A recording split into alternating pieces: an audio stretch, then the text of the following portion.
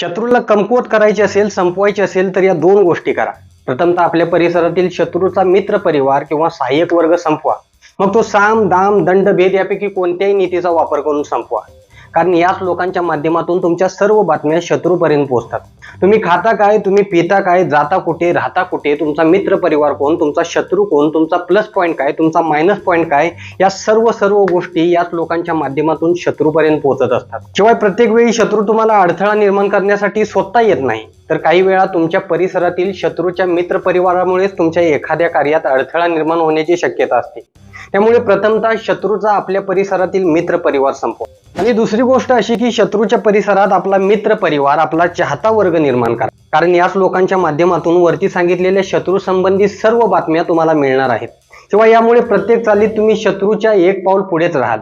इसवी सन 1642 शहाजीराजांनी शिवाजीराजांची रवानगी पुणे सुपे जहागिरीवर केली. जिजाऊ साहेबांच्या मार्गदर्शनाखाली शिवाजीराजे पुणे सुपे जहागिरीचा राज्यकारभार व्यवस्थितरित्या पार पाडू लागले. राजांचे शौर्य, धैर्य, कार्यकुशलतेचे जनसामान्यातून कौतुक होऊन सह्याद्रीच्या दऱ्याखोऱ्यातील समाज आपसुकच शिवाजीराजांकडे आकर्षला गेला.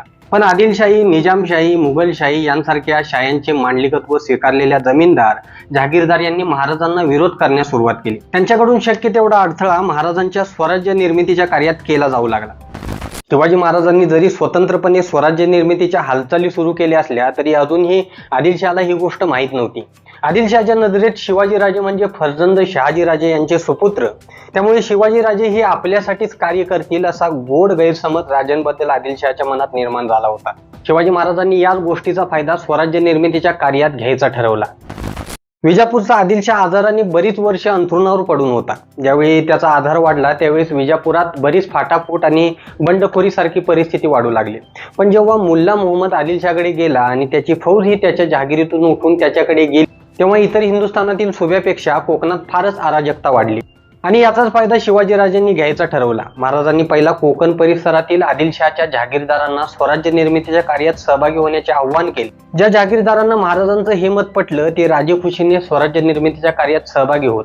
पण काही लोकांना हे मान्य नसे. अशा जहागीरदारांवर महाराज सैन्यानिशी चालून जात आणि त्यांची जहागिरी लुटत. आणि या जहागीरदारांद्वारे आदिलशहाकडे तक्रार जाण्या अगोदर शिवाजी महाराज स्वतःच आदिलशहाला पत्र लिहून कळवत की जहागीरदार किंवा जमीनदारांचे फार मोठे उत्पन्न असून सुद्धा तो सरकार सारा फार थोडा देतो असे नजरेस आले. तेव्हा मी खासा जाऊन त्याला शिक्षा करून सरकारी वसूल वाढवला आहे. आणि मग त्याच्यानंतर आदिलशाही दरबारात गेलेल्या जहागीरदार, जमीनदारांच्या अर्जांना लाचलुचपतखोर कारकून थोडीच दाद देणार. इकडे आदिलशहा हा शिवाजीराजे चांगली व्यवस्था लावत आहेत असे समजून शिवाजीराजेंनाच तो कारभार सांगू लागला. अशा प्रकारे महाराजांनी कोकणातील आदिलशहा सहकार्य करणारे जहागीरदार मोठ्या मुसद्दीगिरीपणे संपवले आणि कोकण परिसरामध्ये स्वराज्यासाठी कार्य करणाऱ्या लोकांची एक फळी निर्माण केली. हळूहळू कोकणातील काही गड किल्ले घेतले आणि त्यावरती सरकारी शिबंदी म्हणजेच किल्लेदार, सुभेदार, सैन्य अशा सुरक्षा व्यवस्थेचा खासा इंतजाम केला आणि जंगल डोंगराचा आधार घेऊन विजापूर आणि हिंदचे पातशाह यांच्याशी झगडण्यास सिद्ध झाले.